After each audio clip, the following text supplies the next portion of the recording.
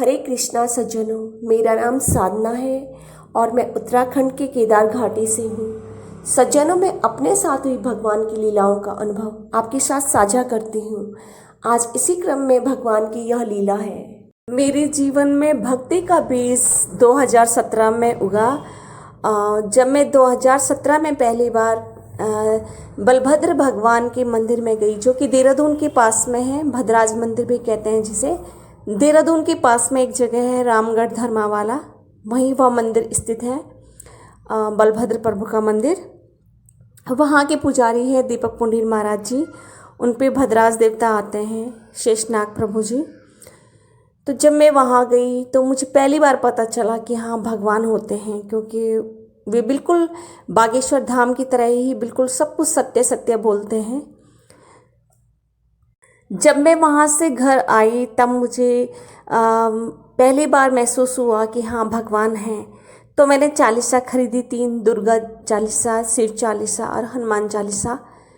और वहाँ उस मंदिर से आने के 3 दिन ही हुए थे, तो तीसरे दिन तक मतलब मैं लगातार ही एक एक लाइन हनुमान चालीसा की याद करने लगी। अब तीसरा दिन था और मैं तीसरे लाइन पे थी। मुझे स्वामी जी रटवा रहे थे हनुमान चालीसा, क्योंकि मैंने जीवन में कभी ना ही तो पढ़ा था हनुमान चालीसा। तब मैं पहली बार हनुमान चालीसा को याद करने लगी। मंदिर से आने के बाद तीसरा दिन था मेरा यह, और यह लीला दिसंबर 2017 से फरवरी 2018 के बीच की है। मुझे डेट याद नहीं, क्योंकि सर्दियाँ थी, हम लोग जो है छत में जाया करते थे धूप सेकने के लिए। तब स्वामी जी हनुमान चालीसा की पंक्ति बोलते तो मुझे लगता कि कैसे इतना कठिन पद याद कर लिया इन्होंने। तो मैं यूं ही मजाक मजाक में 1 से 2 लाइन याद करने लगी, और एक हफ्ते में 5-6 लाइन याद करने के लिए हर वक्त रटने का प्रयास ही कर रही थी। खाते पीते, सोते समय, नहाते समय, हर वक्त मुझे ये था कि मुझे 5-6 लाइन बड़ी मुश्किल से याद हो जाए तो बहुत अच्छा है सुनाने के लिए स्वामी जी को। इन दिनों हम कमरा बदलकर योगा हॉल मोक्ष के बराबर में राम झूला के पास में किराए के मकान में रहा करते थे। अब ये फरवरी 2018 की बात है या दिसंबर 2017 की, इसके बीच की बात है। ये सर्दियों का महीना था। सुबह 11 बजे हम दोनों पति पत्नी छत में धूप सेक रहे थे। उन्हीं दिनों मैंने 2-3 पूजा के लिए माँ दुर्गा, शिव और हनुमान जी की तस्वीर ले ली।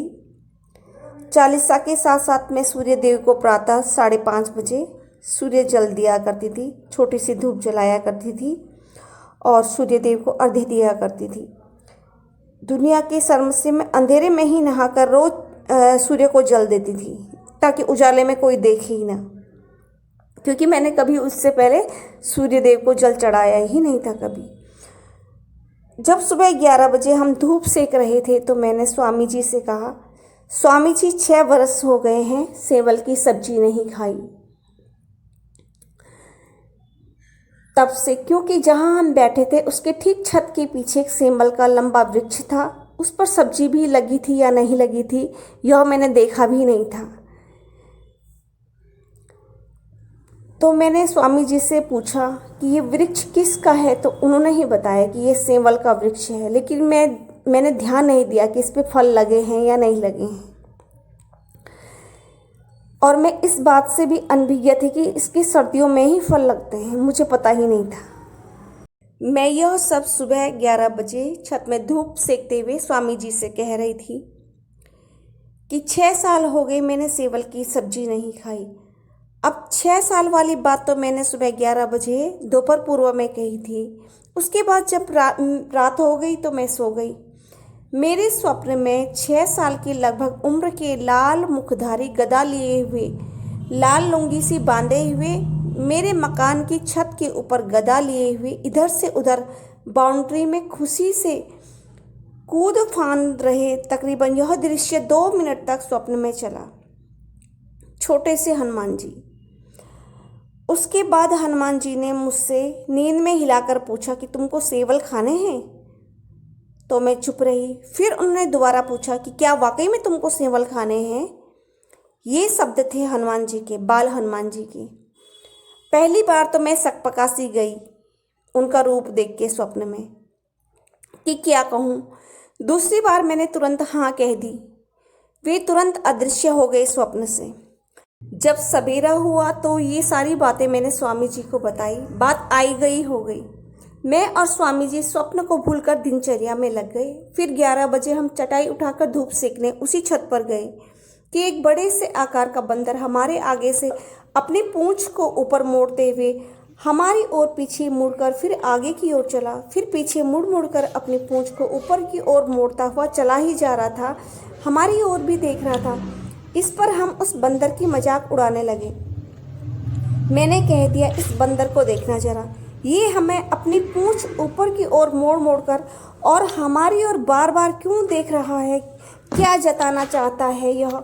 हम उस पर जोर जोर से हंसने लगे। तभी स्वामी जी ने कहा कि ये पूंछ ऊपर रुक रुक कर यह जता रहा है कि यह शक्तिशाली वानर है, और हम उस पर हंसने लगे।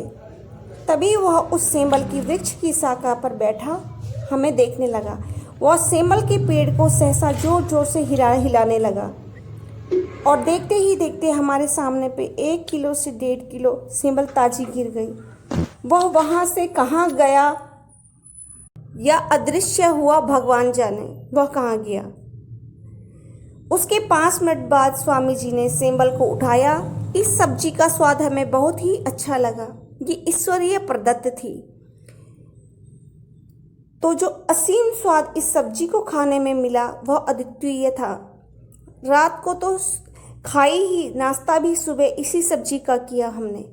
फिर रात को दोबारा हनुमान जी सपने में आए, वही बाल हनुमान, और आकर पूछने लगे कि खाली सब्जी। मैंने हाँ कहा स्वप्न में। हनुमान जी बोले, जिसकी तुम मजाक बना रहे थे वो मैं ही था, और अदृश्य हो गए स्वप्न से। ये थी इसी कलयुग की साक्षात घटना। हरे कृष्णा, हरे बोल, जय श्री राम, जय हनुमान।